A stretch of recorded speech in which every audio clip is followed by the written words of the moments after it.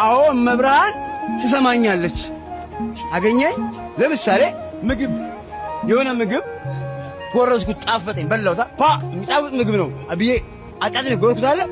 ልክ እንደዛ ሁሉ እኔ መብራን ስሚኝ አለሽ፣ እያዳመጥሽ ነው፣ አንቺ ከእግዚአብሔር ጋር ታማልጅኛለሽ፣ እየሰማሽኝ ነው የሚለው ሐሳብ ወደ ውስጤ ሲመጣ ወይ ደግሞ የመብራን ዛሬ ዕለተ ቀኗ ነው 21 ነው ቀኑ ማርያም ተከበረበት ቀኑ ተብሎ እዛ አካባቢ ላይ ሲሄድ የሚሰማኝ ስሜት አለ።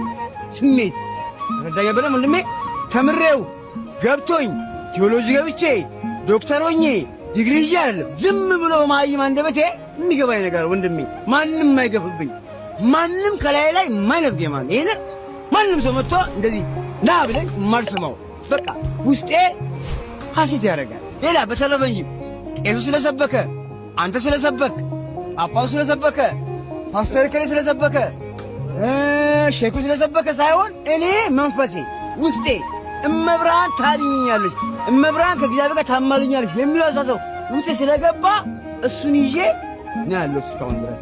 ከእውቀት አኳያ አይደለም ልፈልግ ይሄን ውስጥ ያለ ነገር አመሰግናለሁ። ሁላችንም እኮ ወደ ውስጣችን ያስገባነው አንዳንድ በቃ የምንወዳቸው ነገሮች አሉ። አንዳንድ ጊዜ የተቀበልናቸው ውሸቶችም በጣም ደስ እያሉን ሊቆዩ ከኛ ጋር ይችላሉ። ግን እግዚአብሔር ቃል የሚለውን እውነት መቀበል ግዴታ ነው። የእግዚአብሔር ቃል የሚለው አዳኝ አንድ ነው የሚለው። ብዙ አዳኝ አለ አይልም።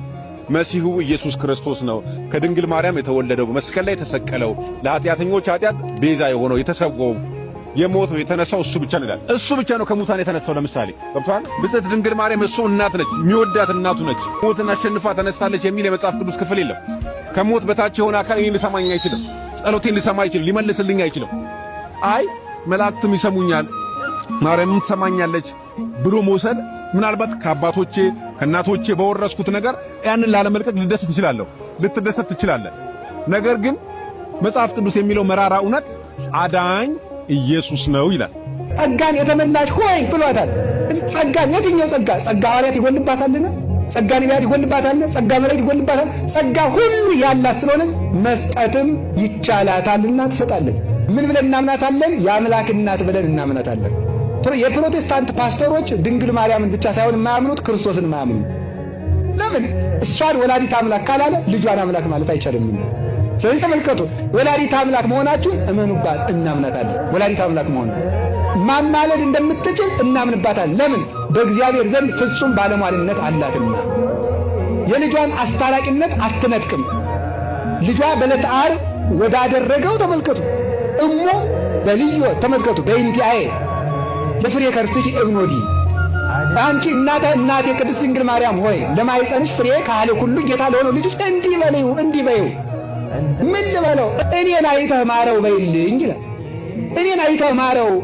አንተን ስላዘለ ጀርባዬ ስለታቀፉ እጆች ስለሳሙ ከንፈሮች ስለወሰነችው ማኅፀኔ ስላነቡ ዓይኖች ማር ብትለው እርቅን የሚወድ እግዚአብሔር እናቱን ይጠላታል እንዴ? እርቅን የሚወድ እግዚአብሔር እስከ ቀዝቃዛ ወርዶ ምን ዋቀስ የሚል እግዚአብሔር በእናቱ ቢለመን እምቢ ይላልን? የኃጢአተኞች መሥዋዕት አስጸያፊ ነው ይላልና መጽሐፈ ምሳሌ ላይ። እሷ ብትለምነው ከእኛ ይልቅ ልጇ እንደሚሰማ እናምናለን።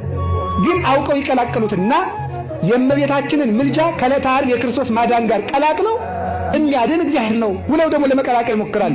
ወደ ልጇ ማዳን ታደርሰናለች ነው እኛ ያለው። ወደ ልጇ ድነት ታደርሰናለች።